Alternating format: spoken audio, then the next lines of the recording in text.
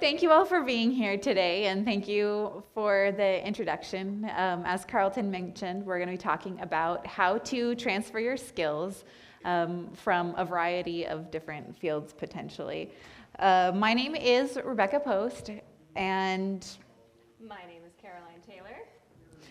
So before we get started, we want to have a better idea of who you all are. Can I see from a show of hands who here has a computer science degree? Oh, wow, a lot of you. Okay. 80% of the audience. Not me, not her. So, all right. And who here is involved in hiring? A few of you. Okay. About 20%. Now, you might want to pay attention for the next couple questions. Who is looking to get into tech for the first time, maybe? A few people. Okay. About 10%. And who is already in tech but thinking about a different role or not sure they want to stay where they are forever? I mean, me, right? Yeah. Yeah. About Cool. 60%. Great. All right. And, Thanks. Who here is a Harry Potter fan? All right. All right. About 90% participation in that one. I right? think that we are You're in the right in a good place right now. All right. So imagine with me, you find the perfect job. You find an organization that you can support, that you can enjoy working at. You know you've got the skills to get that dream job, and you know exactly how to communicate that. Can you hear me in the back? No. Can you hear me now? It is not on. Success. Winner. Thank you. All right. Oh, beautiful. Beautiful. Is that why you're raising your hand? I was like, it's not time for questions, bud. What are you doing? Thank you. Thank you. All right, let's imagine again. Okay, back up. Okay. We got this. Imagine with me.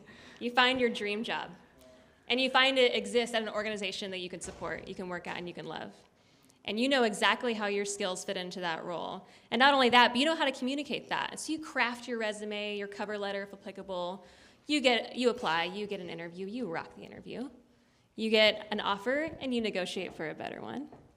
Yeah. And you walk in on day one knowing that you have something unique and powerful and different to offer. What if that was your next job search experience, right? Our job today is to get you there.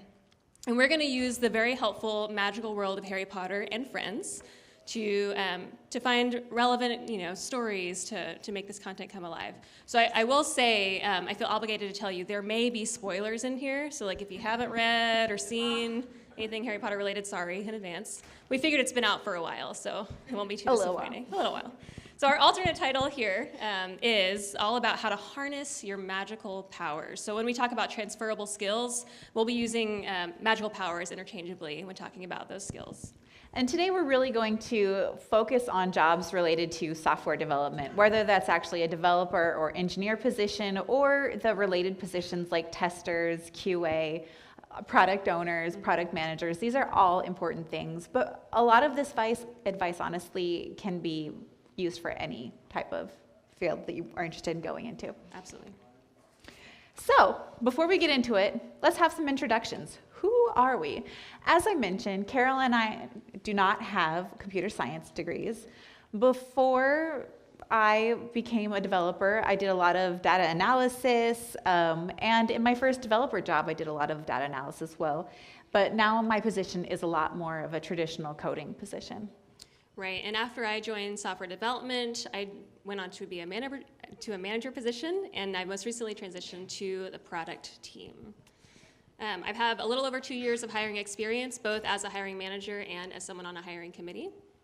Yeah, and I've been able to get a little bit of experience hiring as well, reviewing resumes and helping with interviews, which has been a really cool way to see how it works from both sides. Right, and so we want to share what we've learned in transitioning from career or maybe just different kinds of jobs in the same field to help you guys make that transition yourself. And in order to give you guys the best advice possible, we did a lot of research and we also interviewed 10 people with various roles in technology. So we interview people who are software developers, project managers, dev managers, even a CEO, an HR professional, organizational change management analysts. We really tried to get a breadth of different experiences so we can share something useful to everyone here.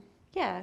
We also went to the library to do some research, right? That we waded through some journal articles as well as a ton of internet articles, good and bad, to bring you hopefully what's helpful.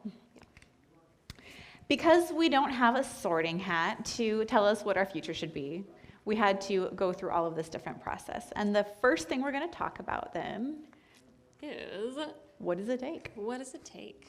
So here is just a brief outline of what we're talking about today to help you know where we're going. So we're going to talk about prioritizing networking. We're going to talk about focusing on the skills that you bring to your next role and the skills that you need for that role. We're going to talk about how to craft your materials so they really tell the story that you've lived.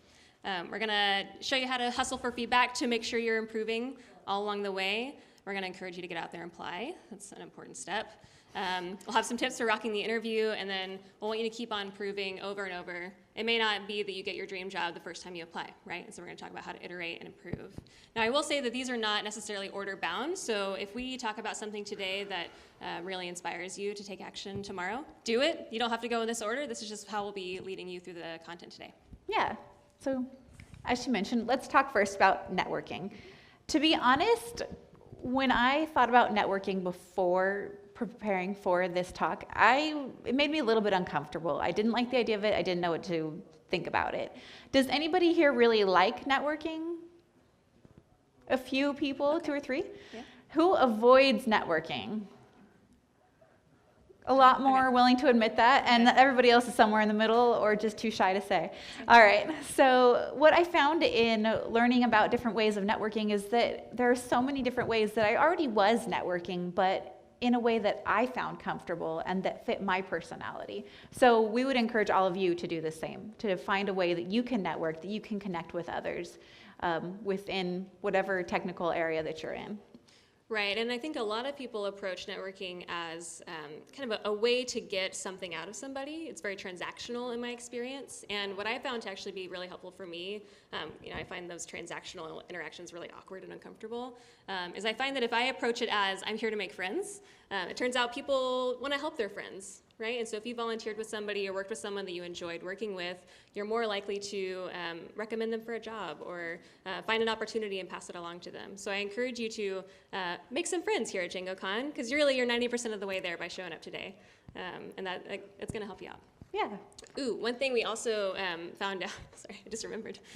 One of the people that we interviewed for this talk, we asked her how she liked to do networking, because she's really good at it. She meets a lot of different people. And what she recommended, even though it sounds extra scary, is to go to networking events alone, which maybe makes your skin crawl a little bit, but she said what she found is that if she went with friends, she was way more likely to talk to her friend and not make any new friends. And so we encourage you to go to those events alone. You're much more approachable, and you're much more motivated to talk to somebody that way. Yeah, what a great idea. So there are the traditional networking events, but you can network at places where you're trying to do other things as well. For example, while practicing a skill, perhaps at a meetup, maybe while you're volunteering, or even at a hackathon. And those are all ways to gain experience, but also get out in the community and network and meet people who live in your area who are working with the same sorts of things. Sort of like Dumbledore's army, where students from different houses, right? They all were practicing their skills together and making a different group of friends than they had before. Right. And we encourage you guys after today's talk to say hello to your neighbor if you don't know them and make a new friend.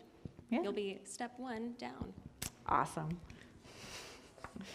All right, so the next step we'll talk about is focusing on the skills. And this is a 2-parter, because really you want to focus on what skills you bring to this next dream role, and also what skills are really necessary. So you may not think that you have the perfect resume. Hagrid certainly didn't. He ended up getting his dream job somewhere near the end of the books of Care of Magical Creatures instructor. But as a Hogwarts student dropout and the groundskeeper on campus for several decades, which we know is not a very prestigious job, he was really surprised to find that he actually had a lot of the experience that was necessary for being a great magical creatures instructor. His background led him to his passion for magical creatures, and in this case, gave him that perfect opportunity with the help of Dumbledore, the headmaster of Hogwarts. Yeah, we also have a real-life example. One of the people that we interviewed was recruited out of college, that there were recruiters contacting him saying, hey, we want to hire you now. And he's like, well, don't I need my degree? Don't I need that to get a good salary? But in high school, he had been making GeoCities and AngelFire websites. If you weren't on the internet at that time, those are like the great granddaddy of Squarespace and WordPress, things like that. But what he found was that no, he didn't need the degree in order to be hired. So he decided to quit college, went and took a job, and ended up with a bunch of different jobs, and now owns a company where he also does not care so much about what degree you have as much as the skills that you can bring. Right. So when you're trying to figure out what unique skills or magical powers you have, you can think of Harry Potter's ability to speak to snakes. It's one of my favorite examples because he didn't even know what it was. He didn't know what was happening when he spoke to the snake at the zoo one time. But this is something that was really, really hard, if not impossible, for others around him, that for him came very naturally, was very easy. So there may be something that's really hard for other people around you that's really easy for you. That might be writing a very readable and accessible email. It might be designing really beautiful architectures. It might be always catching the details. We encourage you to look for things that other people come to you for help with, because chances are that means you're really good at that. Yeah. I was shocked in my first developer role that people complimented me on my emails. I'm like, it's an email. What's wrong with you? But then they started asking me for help editing other things, and also in my documentation, like, oh, you laid those steps out very clearly. Like, well, I would hope so. Isn't that the point? But it was something that was easy for me that I just didn't realize how much difficulty others might find in that area. Right, and as a product team member, a big part of my job is figuring out what a user is struggling with and how can our developer team really meet that need in a unique way or in a straightforward way. And so a lot of my job is asking questions and trying to figure out what the right question to ask is. And in my former career as an environmental educator, I had to ask a lot of questions of the 7 to 9-year-olds that I worked with. And I got really good at reading between the lines when they weren't telling me that they were scared of spiders, right? And so you never know what job experience that you already have may be really valuable in your next career or your current one. Yeah. So when you go looking for your magical powers, the first thing to trust is your brain. You know yourself and your experiences most of all. Your friends can be a good source, maybe your favorite colleagues, the experiences that you've had in life, your favorite things to do, because maybe you're not the best at it yet, but if you like doing something, you're more likely to be willing to put in the time to get better. And if none of those are working for you, you might also think about free skills assessments. Like they have a lot of these online where you can get an idea of what you might be good at. Right. One of the people that we interviewed found her passion for organizational change management because she kept getting invited to these meetings where nothing about her job title indicated that she needed to be there. But a lot of the developers were looking for help translating their lingo to members of the business, and she was really good at that. And so if you remember that, important work flows to those who are competent, getting that feedback from her colleagues and peers was really valuable, and now she is in a totally different job than she started with, and she loves it. Yeah. Another example we have from our interviews is someone who was a project manager and realized that her favorite part of her job was writing macros and scripts in order to analyze different things. And so she started taking on more coding-like responsibilities and was able to transition to a developer role, which was a really neat opportunity for her. Right. Now, you don't have to listen to every piece of advice out there. You may get feedback, solicited or unsolicited, from people you work with that you're not big fans of. And you know what? You don't have to take their advice. Just ignore them. It's okay. People, if you really want to get some feedback on what you're really good at, we encourage you to talk to nice, friendly people who know your skills. If you have that one friend that's really unnecessarily judgmental, you don't have to ask them. And if they give you advice, you don't have to listen to them. In fact, if you have any expert, including us, who gives you advice that doesn't really work for your situation, you don't have to do it. Because really, you know your situation better. So don't feel pigeonholed into doing this one thing and only this thing, or else you can't get ahead, right? The world is a wide, vast place. Absolutely. Many ways. And when we were looking at those internet articles, there were tons of self-proclaimed experts contradicting each other. So one expert might tell you one thing that's not going to work for you, but you can just find another expert that will tell you something that might work for you. Right. Okay, so now we've talked about how to identify what magical powers or transferable skills you have, but what powers are actually really in demand for your dream role or industry. It's time to look at some research. Yeah. So luckily, there is an organization that actually went and studied job ads across tons of different fields to figure out which skills are common across different areas and different, well, just general fields. And what they found was that there were 25 skills that stood out across the board. And we have brought today the top 10 that they found in what they considered IT roles. So that might go from customer service all the way up to manager, but it's still generally related. Mm-hmm. These are in order of their findings. The first, most important, is communication, then writing, organizational skills, problem solving, planning, project management, research, Microsoft Word and Office, customer service, and Microsoft Excel. And when you see them up there, you might be like, yeah, I guess I use those, but how would I transfer that from somewhere else? Well, I wrote a dissertation that's over 200 pages of writing, so that checks that one off.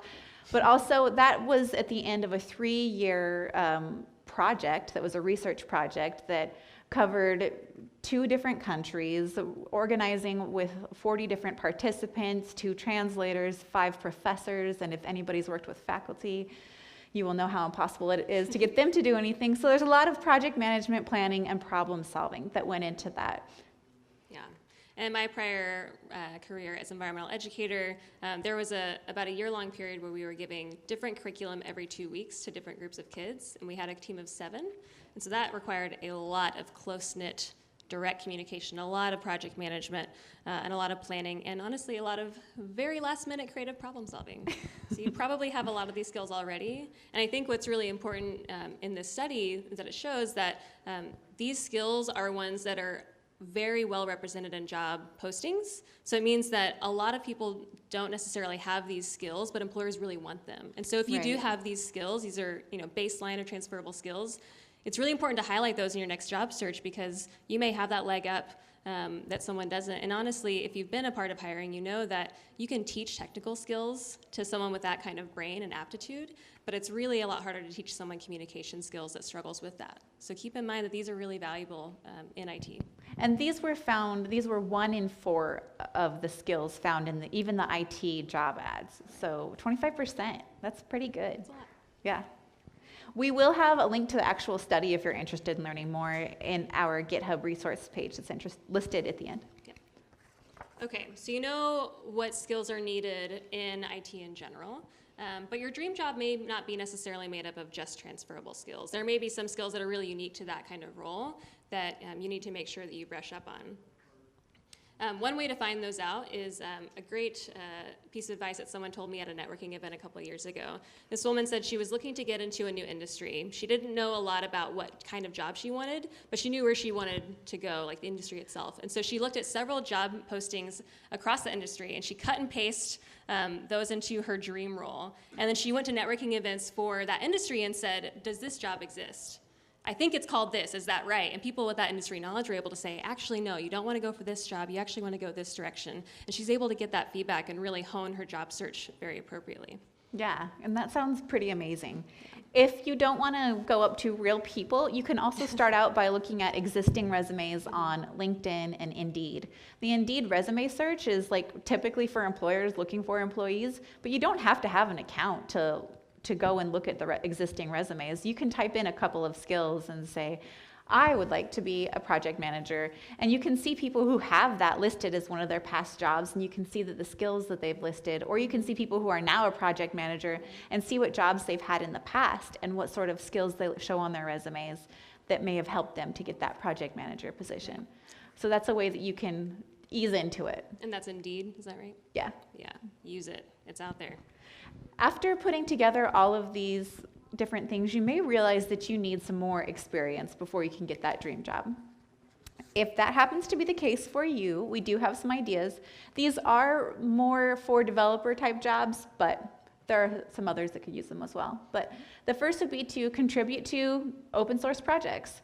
For example, the sprints at the end of this week, right? Thursday and Friday, you can work together with people who are really excited to have others work on their open source projects. Last year, I helped with one. I had never used GitHub before. I had done a tutorial, but they helped me to be able to figure out how to fork the repo, how to make changes, how to commit the changes, how to fix when I screwed it up. And they were super welcoming and helpful. And I was actually able to commit something useful to an open source project by the end of Thursday. It was really exciting. And we also heard from the organizers that if you want to participate in those sprints, sign up by the end of Tuesday or by Wednesday morning, or else you might not get food. But do it. That's probably a joke, but still do it. Help them out, Yeah. So you can also create personal projects. Someone that we interviewed suggested that even if you want to be a sysadmin, maybe you get a Raspberry Pi and configure it to monitor the output of ice in your freezer. Something that shows that you actually have some idea of what this job is going to take and have taken the initiative to go out there and try it out for yourself. Because when you're trying it for yourself, you're going to learn a lot more than when you're just going through a tutorial. Another option is short-term gigs. You can find those on different websites and such. Hackathons can be a great way to get little bits of experience. I got to help redo a website for a nonprofit, which was amazing, and I also learned about WordPress that weekend. Sharing your work, maybe you'll be more motivated to do more work if you're sharing it, and of course, volunteering. You might ask the people you're volunteering with ahead of time if you can include that work in your portfolio, but that can be a good way to get experience as well. Right, and I hear that the DjangoCon organizers as well get a lot of networking and experience organizing DjangoCon. So consider that next year. Yeah, good idea. Okay, so you know what skills you've got, you know how they apply to this new job. Now it's time to craft your materials and really let that story of where you've been and how you're going to get to where you're going shines through. And it's important to craft your materials in such a way that it's really obvious to the hiring committees exactly why you're applying to this job and why they should hire you. Definitely.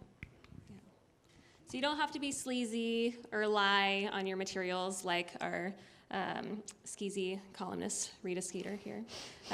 But one thing that we found when we were doing our research is that recruiters only spend, on average, 6 seconds on their initial pass of your resume. That's recruiters, not necessarily everyone who looks at resumes. Right. But oh my gosh, that's shocking, right? Like if you 6 have seconds.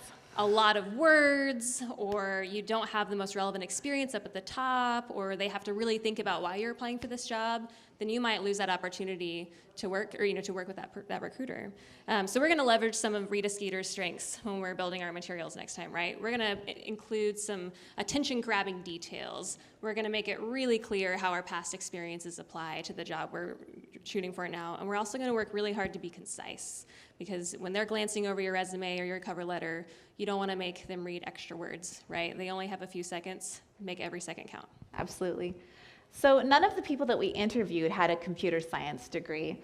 And so they each had to tell how their unique story prepared them for the job that they currently have. Right. Caroline, you are now a senior product owner. That is correct. You were never a junior product owner. I was not. Don't tell them.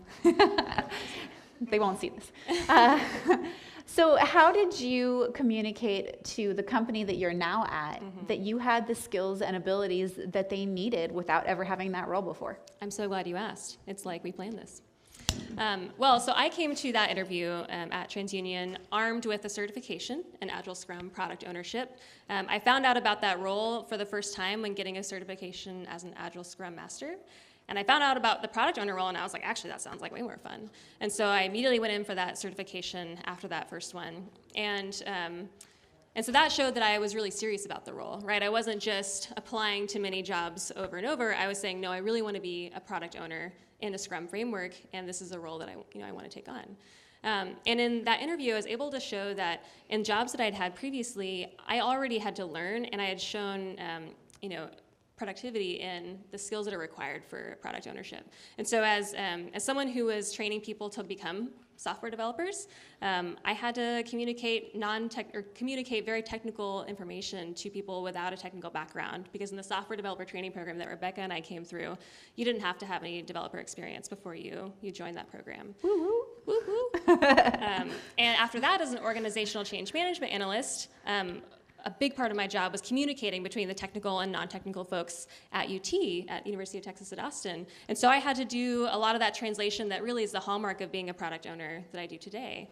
And as a dev manager in my last role, I had to show, or, I had the opportunity rather, to inspire people to move in the same direction toward a common goal, which again is so much a part of what a product owner does. And so I was able to weave that story among those very disparate roles in such a way that it made it really clear that I could do the job even though I'd never been a product owner before.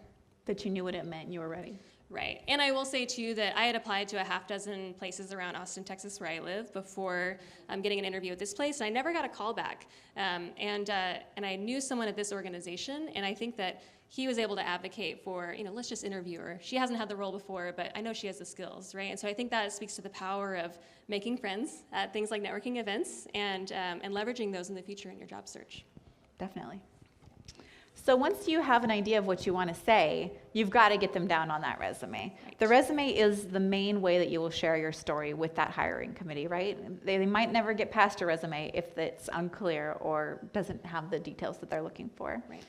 The main advice that we found from a variety of sources is to keep it short, use clear words, use industry standard terms, enlist a good editor, pare your content down for relevance, and consider the visual real estate. And these are important across a lot of different sources that we found, even sources that conflicted on different things, right? There were some that said, I would never read a resume with an objective statement, and someone else would say, I would never read a resume without an objective statement, right? So there are similar things about summaries, and so there are different aspects of resumes that you can't win with everybody on, but these we found basically everywhere that we looked.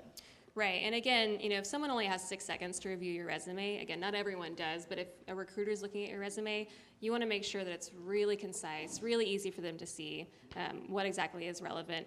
I like this idea of enlisting a good editor. I always find someone who's never had a job that I'm moving toward or that I've had to help me find that jargon, because I can say OCM all day long, but if nobody knows that that's organizational change management, or what that means. Why would they hire me? They're like, I'm not going to look this up.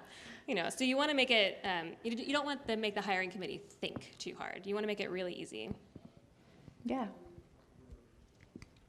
So let's use a real example. That's me.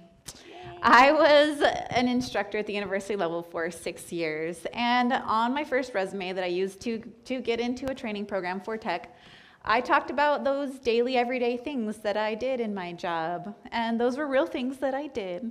But I also missed out on a huge opportunity to show a transferable skill,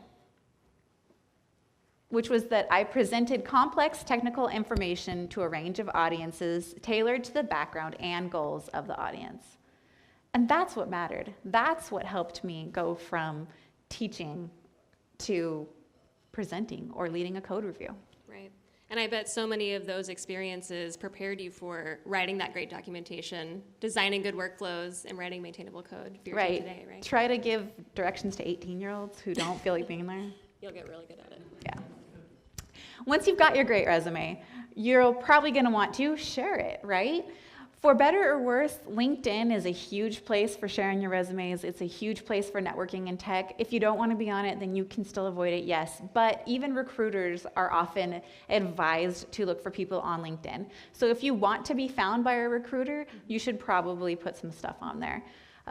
You might want to make sure your GitHub stuff is up to date if you do things with open source, and Indeed is the largest job search in the world, so you could put your resume there as well in order to be seen if you're interested in that. Right, and if you do have an online presence, we encourage you to make it as consistent as possible, because chances are if they found you on LinkedIn and they see a GitHub page, they're going to go to that GitHub page, and if it hasn't been updated in 4 years, they might notice. In fact, didn't you get a recruiter ask you when you finished your dissertation? Yeah, just a few months ago, somebody's talking to me. I think it's interesting to see what they have to say. I wasn't interested in their job. I'm like, oh yeah, and they're like, and when are you finishing your PhD? I'm like, excuse me? And they're like, well, it says to present. I'm like, oh no, where'd you find that? I finished that 3 years ago. So, oops.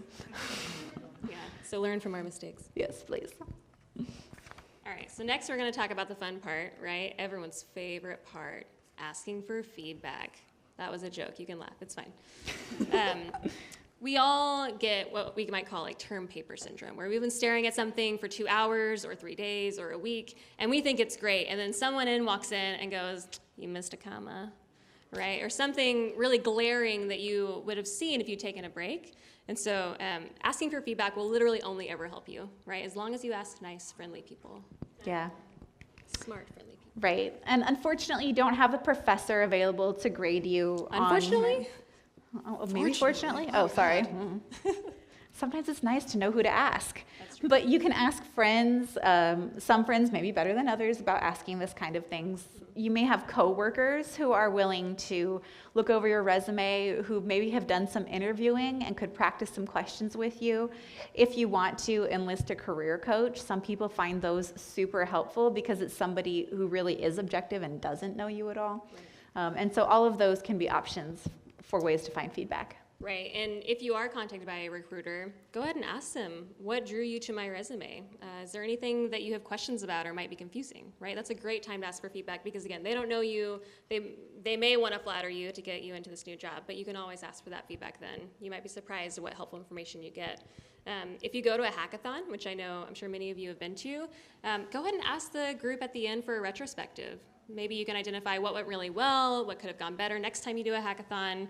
Maybe even ask for everyone to identify a top strength in someone else and get that feedback from your peers about what might be your actual magical power. Right, and that doesn't have to be focused just on you. You can start it off by being like, Caroline, thanks so much for keeping things moving along on schedule and having us have a content freeze on that. You're welcome.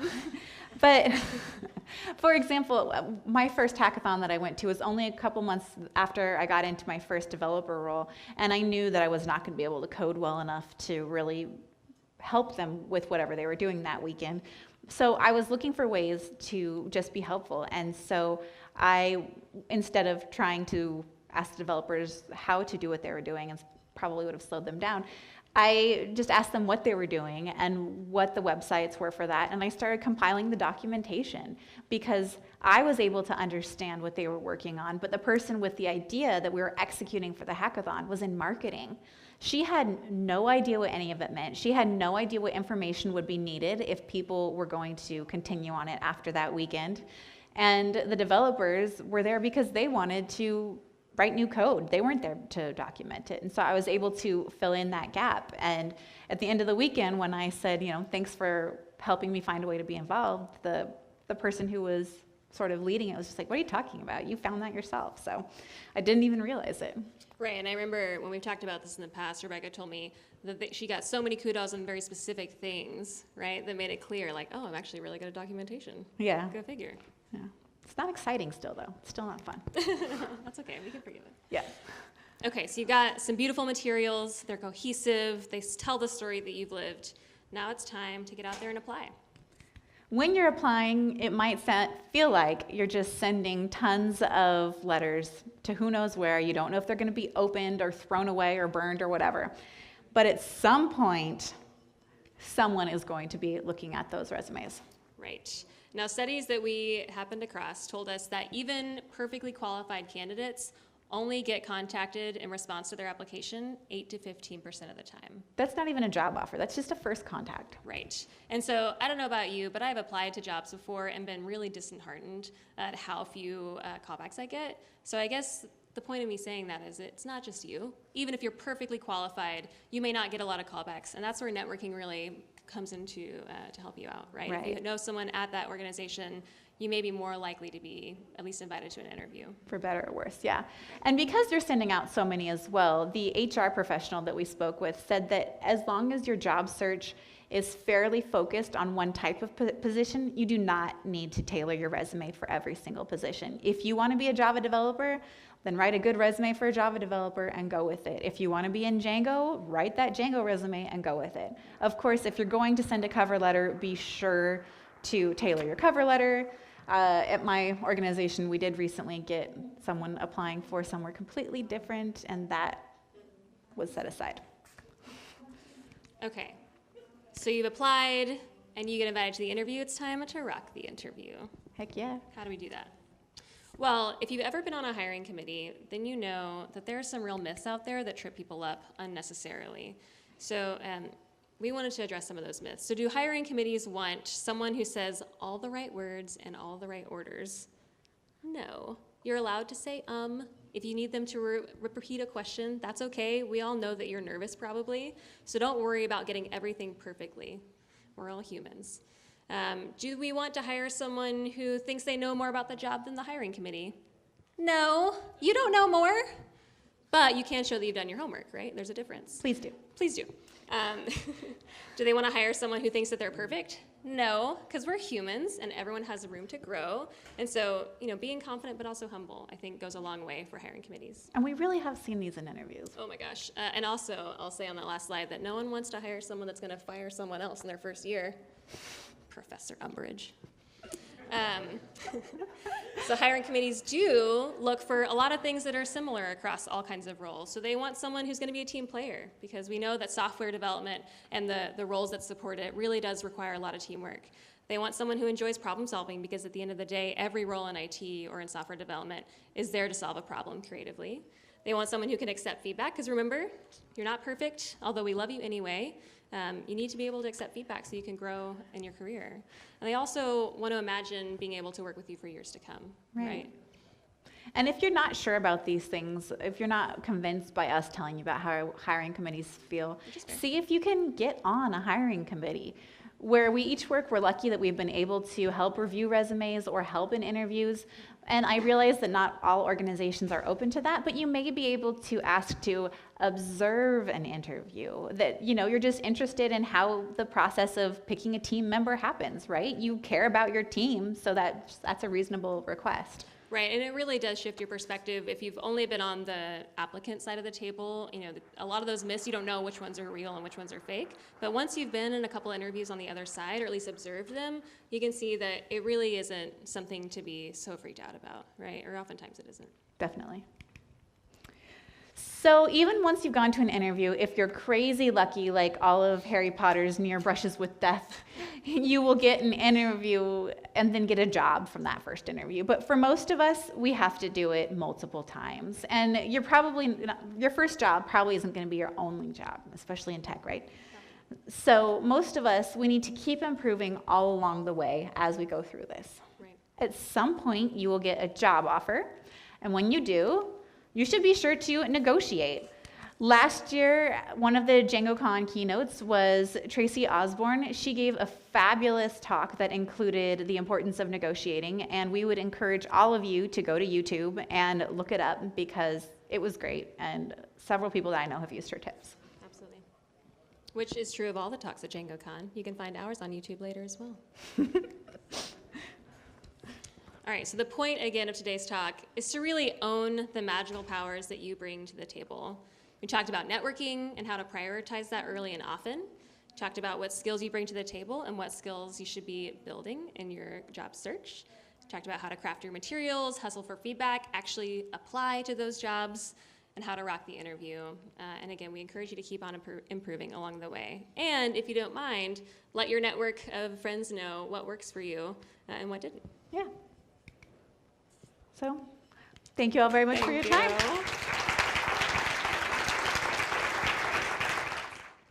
My question to you guys is, do you guys ever get asked like why you're applying for this new skill set when you had the old skill set that you were from, and like how do you answer that question? Like, oh, we know that you come from a background of this.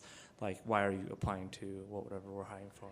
Absolutely. My current job, they asked me, why you have a PhD in French. Why on earth should we hire you for identity management? Totally normal.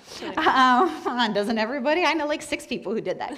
Anyway, but what I've said is that for me particularly, it was sort of easy because I can say the lifestyle that I'm looking for and the job opportunities that I'm looking for weren't with that old. If you're looking for just a different skill set, then it might be a little bit harder, but you can say, that this is what I am most interested in. I've found, I had the opportunity to work with this, or through a hackathon or through a personal project, I've been learning more about that, and I found that is really more compelling to me and my work style than whatever old tool set you were using before. And at least in my experience, that has been taken fairly well, it seems. Right, and I would add that as a hiring manager, a lot of times that question is to learn more about you, just as a person and as a contributor to an organization. But I think a lot of times that's a question to identify any red flags. So if you say that you're leaving your last job because you hated everyone there and they were all out to get you, then that's a red flag for me that, is this person professionally mature enough to be successful in my organization, right? And so I would encourage you to be honest and authentic with whatever the reason is. Maybe you're looking for something that better suits your work style, or maybe you just really love the idea of being a product owner, like I did. I found that role exists and I wanted to have it. So whatever is true for you, just make sure you frame it in as professional of light as you can. Then can we give Rebekah and Caroline a big thank you very much? It's super. Thank you.